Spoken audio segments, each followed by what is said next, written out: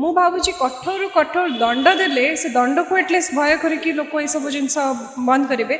ନିଶ୍ଚିତ ଭାବେ ପରି ଗୋଟେ କାହାଣୀ ଗୋଟେ ନାଁ କହିଦେଉଛି ଫିଲ୍ମଟା କେମିତି ହେଇଥିବ ତ ବାସ୍ତବରେ ପରିକି ନେଇ କ'ଣ କହିବେ? ପ୍ରଥମତଃ ଦର୍ଶକ ମାନଙ୍କୁ ମୋର ନମସ୍କାର। ମୁଁ କହିବି ଚାରିଧାମ ପୂର୍ବରୁ ଏଇଟା ଆମର ସୁଟ୍ ସରିଯାଇଥିଲା। ବହୁତ ସୁନ୍ଦର ପରୀଟା ଗୋଟେ ମୌଳିକ କାହାଣୀକୁ ନେଇକି ପରୀ ଚଳଚ୍ଚିତ୍ରଟି ପ୍ରସ୍ତୁତ ହେଇଛି।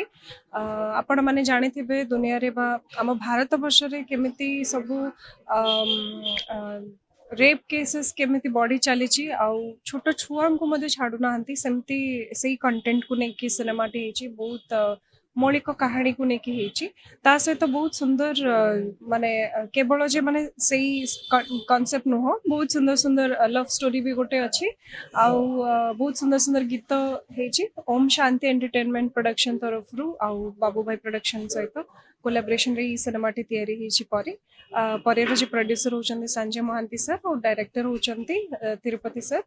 ତେଣୁ ମୁଁ ଭାବୁଛି ସିନେମାଟି ନିଶ୍ଚିତ ଭାବରେ ଦର୍ଶକ ମାନଙ୍କୁ ଭଲ ଲାଗିବ, କାହିଁକି ନା ଗୋଟେ ମୌଳିକ କାହାଣୀ ନେଇକି ହେଇଛି ଆଉ ଗୀତ ମଧ୍ୟ ବହୁତ ସୁନ୍ଦର ସୁନ୍ଦର ଗୀତ ଅଛି। ଆଣ୍ଡ ଆଶା କରୁଛି କି ସମସ୍ତଙ୍କୁ ଭଲ ଲାଗିବ। ମ୍ୟାଡାମ ସାମାଜିକ ବାର୍ତ୍ତା ଦେବ କି ଯେମିତି ନିର୍ଭୟା ପରି ସହିତ ଯାହା ହେଇଥିଲା ଗୋଟେ ଆଜ୍ଞା। ଶିଶୁ ସହିତ କୋମଳମତି ଶିଶୁ ସହିତ ଗୋଟେ ସେଇ ବାର୍ତ୍ତାକୁ ନେଉଛି ଆଉ କ'ଣ ସାମାଜିକ ବାର୍ତ୍ତା ଦଉଛି?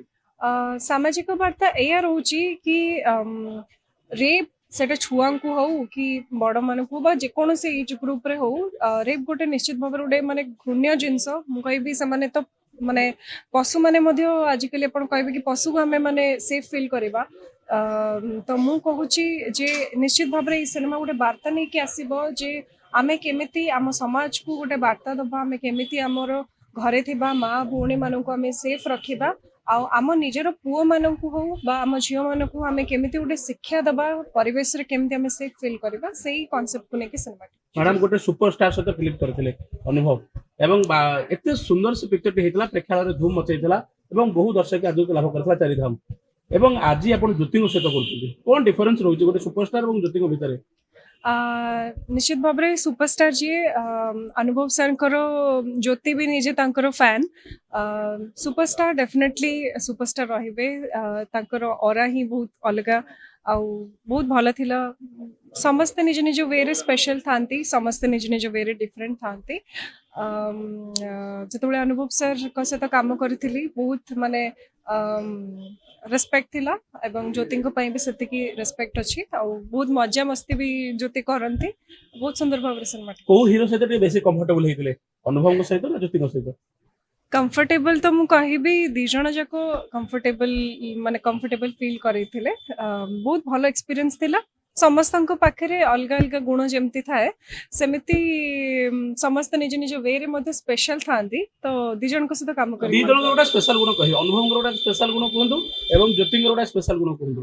ଅନୁଭବ ସାର୍ ଆପଣଙ୍କ ସୁଟିଂ ସେଟ୍ରେ ଯେଉଁମାନେ ବି ଅଛନ୍ତି ସମସ୍ତଙ୍କର ବହୁତ କେୟାର ନିଅନ୍ତି ଆଉ ବହୁତ ହି ରେସ୍ପେକ୍ଟଫୁଲ୍ ରୁହନ୍ତି।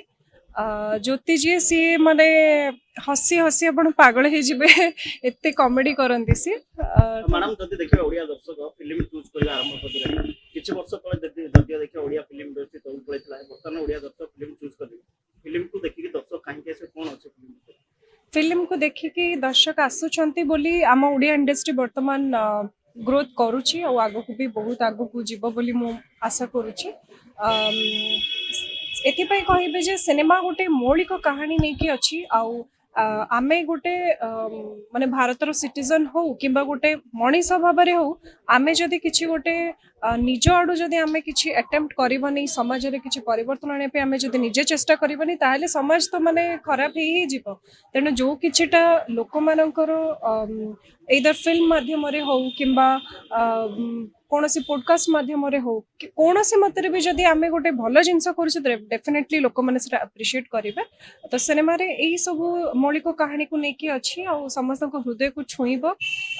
ତ ମୁଁ ଭାବୁଛି ସମସ୍ତଙ୍କୁ ଭଲ ଲାଗେ। ମ୍ୟାଡାମ ଆପଣଙ୍କର ତିନିଟା ପରିଚୟ, ଏକ ଆପଣ ଜଣେ ଡାକ୍ତରାଣୀ ଏବଂ ଗୋଟେ ସିଙ୍ଗର ଏବଂ ଗୋଟେ ଭଲ ଆକ୍ଟ୍ରେସ। କୋଉଠି ବେଶୀ ଖୁସି ଲାଗୁଛି? ଆପଣ କହିଥିଲେ ଚାରିଧାମର ଯଦି ସୁଯୋଗ ମିଳିବ ଆପଣ ସିଙ୍ଗର ହେବେ, ଗୋଟେ ଭଲ ଗୀତ ଗାଇବେ, ଏଥର ସୁଯୋଗ ମିଳିନି? ଚାରିଧାମ ସିନେମା ପୂର୍ବରୁ ପରି ସିନେମାଟି ସୁଟ୍ ହେଇଥିଲା। ଚାରିଧାମ ଆରମ୍ଭ ହେବା ପୂର୍ବରୁ ପରିର ସୁଟିଂ କମ୍ପ୍ଲିଟ୍ ହେଇଯାଇଥିଲା। ତ ସେଇ ସମୟରେ ଯେଉଁ କହିଥିଲି ଗୀତ ଗାଇବା ପାଇଁ, ତ ଏଥିରେ ମୁଁ ଗାଇନି। ଭାବୁଛି ଆଗକୁ କିଛି ସୁଯୋଗ ମିଳିବ ବୋଲି।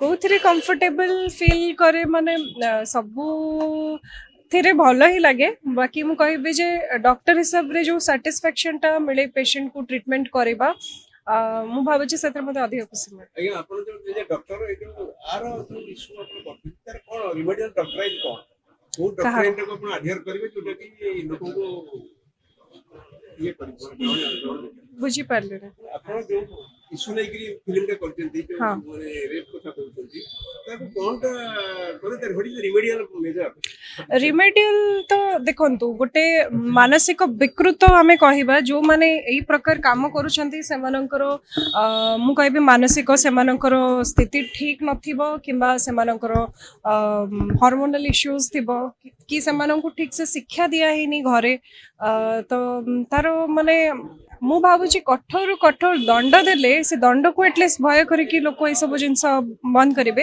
ଆମ ମାନେ ସମାଜରେ କ'ଣ ହେଉଛି କୌଣସି ବି ଯେତେବେଳେ ପ୍ରୋବ୍ଲେମ ହେଉଛି ସେଇ ସମୟରେ ଯାହା ମାନେ ଚର୍ଚ୍ଚା ହେଉଛି କିନ୍ତୁ ସେମିତି ସେମାନଙ୍କୁ କଠୋରରୁ କଠୋର ଦଣ୍ଡ ମିଳୁନି ବା ସେମାନେ ଡରୁ ନାହାନ୍ତି। ମୁଁ ଭାବୁଛି ଗୋଟେ ଭୟ ଯଦି ବା ଗୋଟେ ଆତଙ୍କ ଆମେ ଗୋଟେ ସୃଷ୍ଟି କରିବା ତାହେଲେ ଏଇ ଜିନିଷଟାକୁ କରିବାକୁ ସମସ୍ତେ ମ୍ୟାଡାମ ଆପଣଙ୍କର ଇଚ୍ଛା ଥିଲା ଅନୁଭବ ସହିତ ପିକ୍ଚର କରିବା କଲେ ଜ୍ୟୋତିଙ୍କ ସହିତ ଇଚ୍ଛା ଥିଲା ମଧ୍ୟ କଲେ ଏବେ ଇଚ୍ଛା ନାହିଁ ବାବୁସାନଙ୍କ ସହିତ ସିନେମା କରିବା ପାଇଁ?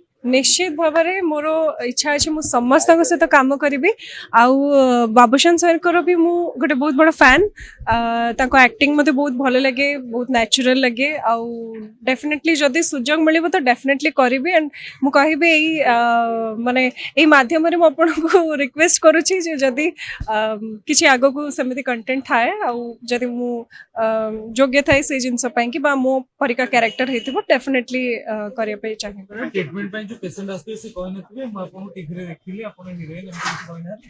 ଏମିତି ବହୁତ ହେଉଛି ଆଗରୁ ମାନେ ଆଗରୁ ଯେତେବେଳେ ଟ୍ରିଟମେଣ୍ଟ ପାଇଁ କିମ୍ବା ହସ୍ପିଟାଲରେ କାମ କରୁଥିଲି ସେମିତି ଲୋକ ଚିହ୍ନୁ ନଥିଲେ ଆଜିକାଲି ବହୁତ ମାନେ ଆସୁଛନ୍ତି ପଚାରୁଛନ୍ତି ଆପଣ ଚାରିଧାମର ହିରୋଇନ ଥିଲେ ନା ଆପଣଙ୍କ ଏଇ ଗୀତ ଶୁଣିଥିଲୁ ବହୁତ ଭଲ ଲାଗିଲା ଦେଖ ସେଲ୍ଫି ନିଅନ୍ତି? ସେଲ୍ଫି ବି ନିଅନ୍ତି। ମ୍ୟାଡାମ ଆପଣଙ୍କ ପୂର୍ବରୁ ଅନେକ ହିରୋଇନ ଅଛନ୍ତି ମହେଶ୍ୱତା ରାୟ ଥିଲେ ଅପରାଜିତା ମହାନ୍ତି ଥିଲେ ତନ୍ଦ୍ରା ରାୟ ଥିଲେ ପରବର୍ତ୍ତୀ ମନ୍ତ୍ରୀ ରଚନା ବରାଜ ଆସିଲେ ଅନୁ ଚୌଧୁରୀ ଆସିଲେ ଏମିତି ଗୋଟେ ସ୍ୱପ୍ନ ଚାଲିଛି ଆଜ୍ଞା। ମ୍ୟାଡାମ କାହା ଅଭିନୟ ଆପଣଙ୍କୁ ବେଶୀ ମନ୍ତ୍ରମୁଗ୍ଧ କରେ ଯୋଉ ଅଭିନେତ୍ରୀ ଦେଖି ଆପଣ ଭାବିଲେ ମୁଁ ବି ହିରୋଇନ ହେବି ଆପଣଙ୍କ ଆଇଡଲ ଅଭିନେତ୍ରୀ କିଏ?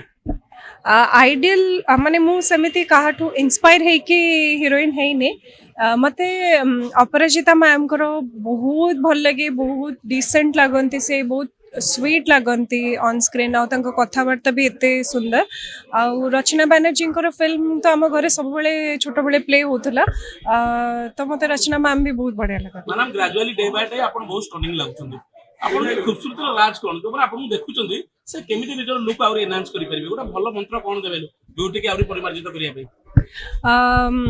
ବ୍ୟୁଟି ହେଉଛି ଗୋଟେ ଏମିତି ଜିନିଷ ମୁଁ କହିବି କେବଳ ଯେ ମାନେ ଆପଣ ବାହାରୁ ଭଲ ଦେଖାଯିବା ଆବଶ୍ୟକତା ନୁହଁ ମୁଁ ଭାବିବି ଆପଣ ଭିତରୁ ବି ସେତିକି ସୁନ୍ଦର ହେବା ଦରକାର ପଜିଟିଭ ଚିନ୍ତା କରିବା ଦରକାର ତା ଛଡ଼ା ଖାଇବା ପିଇବା ଶୋଇବା ଏଇସବୁ ସିମ୍ପଲ ଜିନିଷ ଯଦି ଆପଣ ଠିକ୍ସେ ଫଲୋ କରିବେ ଆଇ ଥିଙ୍କ ଭଲ ଦେଖାଯିବ। ମ୍ୟାଡାମ ଜ୍ୟୋତିଙ୍କ ସହିତ ଯେତେବେଳେ ଆପଣ ସିନ୍ କରୁଥିଲେ ରୋମାନ୍ସ ସିନ୍ ଥିବ ଏବଂ ଟ୍ରାଜେଡି ସିନ୍ ଥିବ ସବୁ ସିନ୍ ଥିବ ଯେତେବେଳେ ରୋମାନ୍ସ ସିନ୍ କରୁଥିଲେ ରୋମାଣ୍ଟିକ ସିନ୍ କିଛି ଲାଜ ଲାଗୁଥିଲା ନା ଭୟ ଲାଗୁଥିଲା? ଭୟ ଲାଜ ତ ଟିକେ ଟିକେ ଲାଗିବ ଡେଫିନେଟଲି ରୋମାଣ୍ଟିକ ସିନ୍ କରିବା ବେଳେ କିନ୍ତୁ ମୁଁ କହିବି ଆମେ ଯାହା ବି ରୋମାଣ୍ଟିକ ସିନ୍ କରୁ ସେଟା ହେଉଛି ସିନେମାରେ ଗୋଟେ ଆର୍ଟିଫିସିଆଲ ଜିନିଷ ତାର ସେମିତି ଆପଣଙ୍କର ସେମିତି ଫିଲିଙ୍ଗସ୍ ନଥାଏ ବା ଆପଣଙ୍କର ଇମୋସନ୍ସ ସେଥିରେ ଜଡ଼ିତ ନଥାଏ ତ ସେମିତି କିଛି ଲାଗେନି କିନ୍ତୁ ହଁ ଲାଜ ଆଉ ଭୟ ତ ନିଶ୍ଚିତ ଭାବରେ ଲାଗିବ। ମ୍ୟାଡାମ ଲାଷ୍ଟ କ୍ୱେଶ୍ଚିନ୍ ଅନୁଭବଙ୍କ ସହିତ ରୋମାଣ୍ଟିକ ସିନ୍ କରିଛନ୍ତି ଚାରିଧାମରେ ଜ୍ୟୋତିଙ୍କ ସହିତ ରୋମାଣ୍ଟିକ ସିନ୍ କଲେ କାହା ସହିତ ଟିକେ ବେଶୀ ଭଲ ଲାଗିଲା ବେଶୀ କମ୍ଫର୍ଟେବଲ କାହା ସହିତ ଲାଗିଲା? ସେମିତି ନାହିଁ ଦିଟା ଯାକ ଏକ୍ସପିରିଏନ୍ସ ସେମ୍ ହିଁ ଥିଲା ବିକଜ ମୁଁ ଏଟାକୁ କାମ ଭାବିକି କରିଛି ସେମିତି फिर भी 19-20 कोटा 20 रखियो कोड 19 रखियो ନା ସେମିତି ମୁଁ କହିପାରିବିନି।